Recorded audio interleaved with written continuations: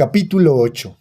Adoptados, santificados, preservados y glorificados. Un exoficial de seguridad llamado Van der Broek fue juzgado por un crimen horrible en Sudáfrica durante la época posterior al apartheid. Una noche llegó a la casa de una familia de gente de color, se llevó a su hijo, le disparó a bocajarro y luego quemó su cuerpo mientras él y un grupo de amigos estaban de juerga. Más tarde regresó a la casa, se llevó al padre del joven. Su esposa no supo de él hasta 2 años más tarde, cuando el policía regresó a buscarla para llevarla a un lugar a la orilla de un río donde su esposo, vivo aún, estuvo atado y golpeado, y luego lo colocaron sobre una pila de madera. Lo empaparon de gasolina y le prendieron fuego. Sus últimas palabras fueron: Padre, perdónalos. Luego de comprobada la culpabilidad de Van der Broek, un miembro de la Comisión para la Verdad y la Reconciliación de Sudáfrica se dirigió a su esposa en la corte y le preguntó: ¿cómo debiéramos hacer justicia con este hombre que acabó tan brutalmente con su familia? Quiero 3 cosas, respondió ella. Primero, quiero que se me lleven al lugar donde fue quemado el cuerpo de mi esposo para poder reunir el polvo, es decir, las cenizas, y enterrar decentemente sus restos. Mi esposo y mi hijo eran mi única familia. Por eso, como segundo punto, quiero que el señor Van der Broek se convierta en mi hijo. Quiero que venga 2 veces al mes al gueto y pase un día conmigo para yo poder darle todo el amor que me queda. Finalmente, quisiera que el señor Van der Broek sepa que le ofrezco mi perdón, porque Jesús murió para perdonar. Por eso, quiero pedirle a alguien que venga y me ayude a cruzar la sala de audiencias para poder abrazar al señor Van der Broek y expresarle que lo he perdonado verdaderamente. Mientras los asistentes de la corte ayudaban a la mujer anciana a atravesar la sala de audiencias, el señor Van der Broek se desmayó, abrumado por lo que había escuchado. Sin duda alguna, esta es una historia sorprendente y que ha levantado no pocos cuestionamientos desde que comenzó a ser difundida. ¿Merecía ese hombre tan malvado tanta compasión? Por supuesto que no lo merecía. Pero como bien señala Brian Chappell, esta historia plantea otra pregunta no menos importante. ¿Qué puede motivar a alguien a ofrecer un perdón como el de esta mujer? Para cualquiera que conozca el Nuevo Testamento, la respuesta es tan clara como la luz del mediodía: el amor perdonador de Dios. A fin de cuentas, ninguno de nosotros merecemos el perdón de Dios, pero aún así Jesús murió para perdonar. Como dijo el ministro puritano Thomas Watson, Cristo saltó al mar de la ira de su Padre para salvar a su esposa de morir ahogada. Por amor dejó su trono en el cielo, sin dejar de ser Dios, cubrió su gloria divina con el velo de su humanidad. Vino a la tierra en forma de siervo, sufrió el rechazo de sus propias criaturas, fue escupido, burlado, coronado de espinas y finalmente murió en una cruz para rescatarnos de la condenación del pecado y para que pudiéramos ser adoptados como hijos de Dios. Este es un aspecto de nuestra salvación que sigue lógicamente a la justificación, y estamos hablando de la adopción. La adopción. Una persona puede haber cometido un crimen y ser encerrada durante años en una institución penal. A los ojos de la sociedad será un criminal perdonado cuando cumpla su condena. Sin embargo, cuando Dios nos justifica, no nos ve únicamente como pecadores perdonados, sino más bien como individuos justos que hemos cumplido perfectamente su ley moral. El Señor no solamente nos absuelve, sino que también nos adopta como hijos y nos otorga todos los derechos y prerrogativas que eso implica.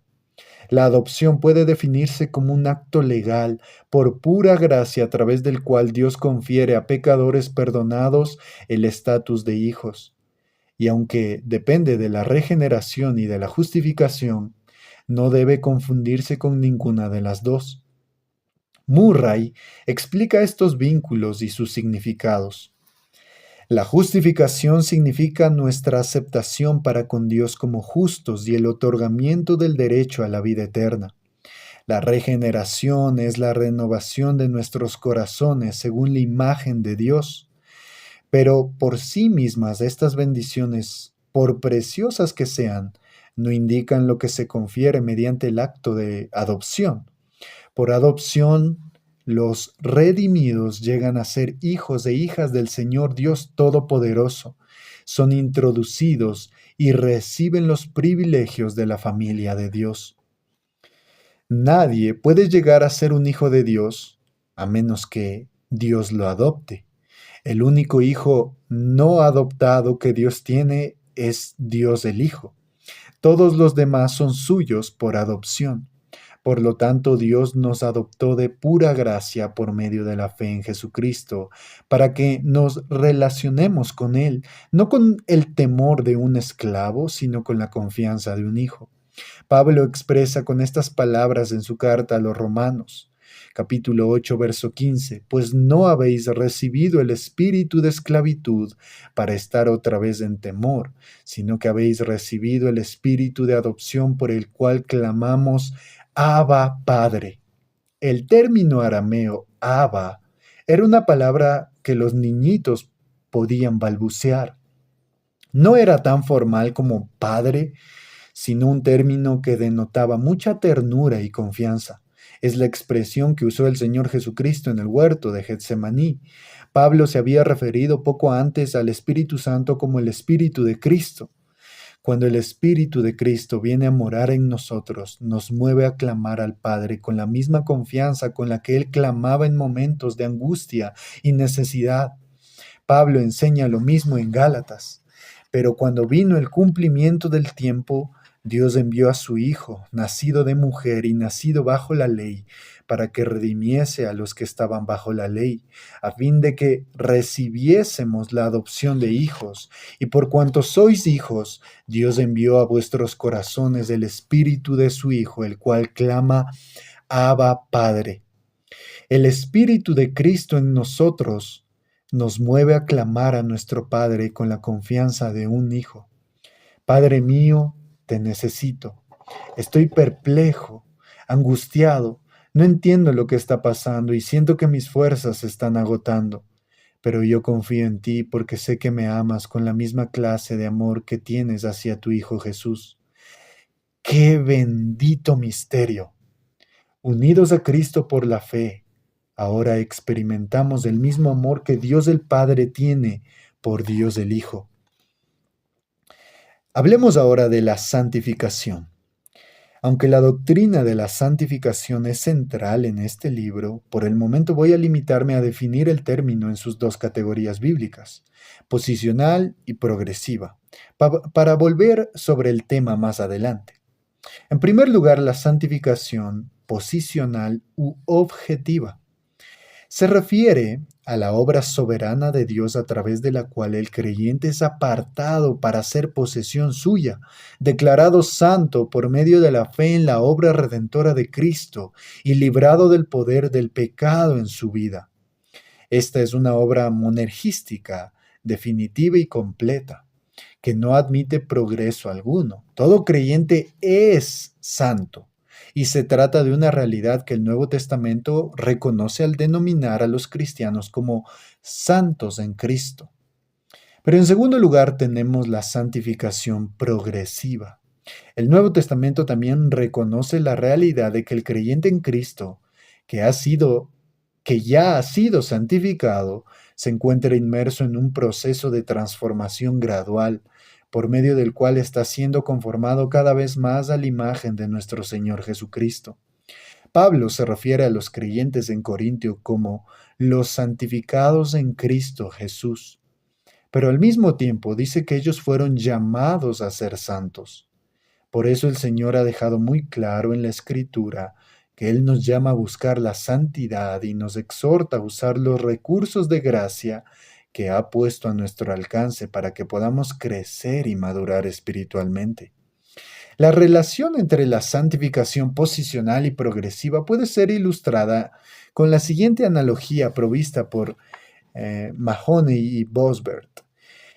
El desembarco de las fuerzas aliadas en las playas de Normandía durante la Segunda Guerra Mundial el 6 de junio de 1944, evento conocido en la historia como el Día D, selló la derrota de Hitler y la Alemania nazi. Podríamos decir que la Segunda Guerra Mundial se decidió ese día.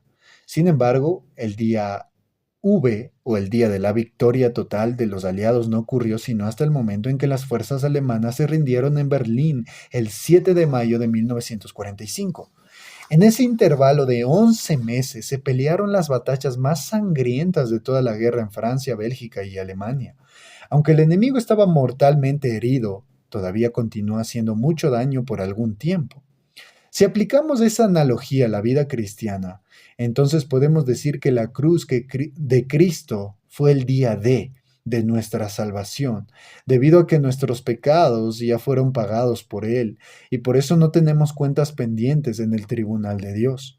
Nosotros hemos sido libertados definitivamente de la esclavitud del pecado y el poder de Satanás en nuestras vidas, pero todavía no hemos llegado al día V. Ya sabemos cuál será el resultado de la guerra, pero el pueblo de Dios tendrá que pelear muchas batallas contra las fuerzas del enemigo hasta la segunda venida de Cristo. Ese proceso de santificación progresiva involucra dos aspectos fundamentales: la mortificación del pecado y la vivificación de la nueva naturaleza que ahora tenemos por causa de la regeneración y nuestra unión con Cristo.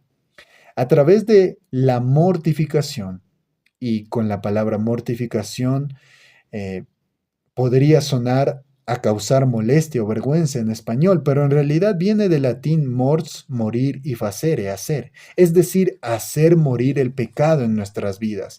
Y a través de la mortificación, los deseos pecaminosos son debilitados, mientras el Espíritu obra en nosotros y va fortaleciendo los nuevos deseos que son conformes a la voluntad de Dios y al carácter santo de nuestro Señor Jesucristo. Pero ya hablaremos de este tema más ampliamente en la segunda parte de este libro. Hablemos ahora de la perseverancia. Dios llama eficazmente, regenera, convierte, justifica, adopta y santifica al creyente. También lo preserva en su fe hasta llevarlo seguro a su presencia. El apóstol Pedro le escribe en su primera carta a un grupo de creyentes que estaban sometidos a fuertes presiones y les dice: bendito el Dios y Padre de nuestro Señor Jesucristo, que según su grande misericordia nos hizo renacer para una esperanza viva, por la resurrección de Jesucristo de los muertos, para una herencia incorruptible, incontaminada e inmarcesible, reservada en los cielos para vosotros, que sois guardados por el poder de Dios mediante la fe, para alcanzar la salvación que está preparada para ser manifestada en el tiempo postrero. En primer lugar, Pedro nos dice que nuestra herencia está segura y está reservada en los cielos para vosotros. La palabra reservada significa literalmente guardada, vigilada, protegida. Es obvio que Pedro se refiere a Dios como aquel que guarda, vigila y protege nuestra heredad recibida por gracia. Pero en segundo lugar nos dice también que no solo la herencia está bajo su cuidado, sino también los herederos, que sois guardados por el poder de Dios mediante la fe, es lo que dice el verso 5. La palabra guardar es un término militar que se usa en aquellos días, que se usaba en aquellos días para señalar la protección de una ciudad amenazada. El enemigo de nuestras almas nos tiene bajo asedio y siempre está tratando de impedir por todos los medios posibles que recibamos nuestra herencia. Sin embargo, nuestro Dios está comprometido con nuestra protección hasta que lleguemos sanos y salvos al lugar de nuestro reposo en su presencia. Teniendo en cuenta esa decisión divina entonces podemos concluir con confianza que no existe posibilidad alguna de que un creyente verdadero pueda perderse y dejar de recibir su herencia. No hay ninguna fuerza en el universo que sea capaz de echar bajo esa muralla de protección establecida por Dios mismo. Es importante hacer una aclaración a una interrogante que es posible que esté en tu mente. Esta doctrina bíblica no desdice la realidad evidente de que muchos que profesan ser creyentes apostatan de la fe y terminan sus días en perdición. Pero la Biblia enseña claramente que tales personas nunca experimentaron realmente la gracia de la salvación en Cristo. Por otra parte, esta doctrina tampoco niega la responsabilidad que tiene el que profesa ser creyente de perseverar en su fe.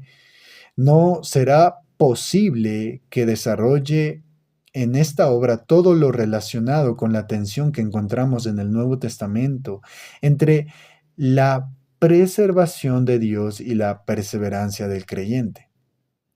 Sin embargo, no quisiera dejar de decir que este es el tipo de tensión que encontramos en otros aspectos de la doctrina bíblica de la salvación. Por ejemplo, de Dios se dice que da la gracia de la fe, pero es el ser humano el que cree. De Dios se dice que da la gracia del arrepentimiento, pero es el ser humano el que se arrepiente. Asimismo, es Dios el que preserva, pero es el ser humano el que persevera. ¿Cómo sabemos que una persona ha recibido el don de la fe? Bueno, porque cree. ¿Cómo sabemos que una persona ha recibido el don del arrepentimiento? Porque se arrepiente. ¿Y cómo sabemos que una persona está siendo preservada por Dios? Bueno, porque está perseverando. La gran seguridad que la Escritura recalca es que la fe verdadera persevera. No importa cuánto tiempo puede estar una persona en la iglesia y cuántos frutos pueda haber mostrado en el pasado, si se aparta del Evangelio, vuelve a su vida pecaminosa y nunca regresa a Cristo con arrepentimiento y fe, entonces la conclusión es que nunca fue salva.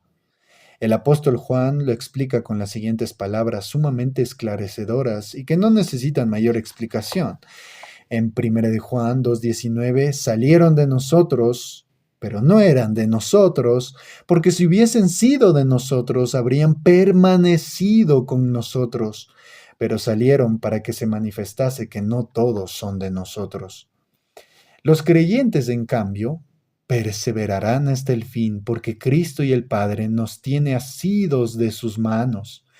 También porque nuestra salvación depende de la justicia de Jesús y no de la nuestra, porque desde ya disfrutamos de la vida eterna en Cristo y porque nuestro Dios concluye lo que empieza. En cuarto lugar, veamos la glorificación.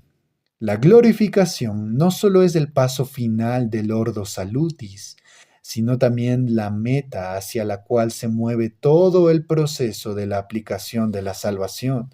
Es la acumulación del propósito eterno del Padre, quien predestinó a sus escogidos desde antes de la fundación del mundo para que fuesen hechos conformes a la imagen de su Hijo. Esta glorificación no actúa juntamente con la muerte del cristiano, ya que en ese momento su alma es perfeccionada, pero su cuerpo queda en la tierra para atravesar un proceso de descomposición. La transformación de nuestros cuerpos se hará realidad en la segunda venida de Cristo. Cuando Cristo regrese en gloria, contemplaremos y compartiremos su gloria.